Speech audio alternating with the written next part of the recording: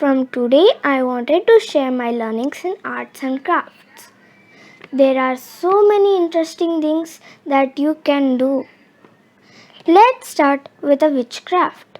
Today, I'll show you how to create witch nails on monster nails. Does it sound interesting? I am so excited. I cannot wait. Let's get started. Now, what do we need to make one? Few colored papers. If you don't have one, you can start with any white sheet as well.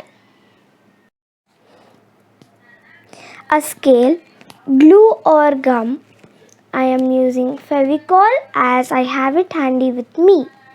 Scissors to cut the paper, and that's all. Let's get started.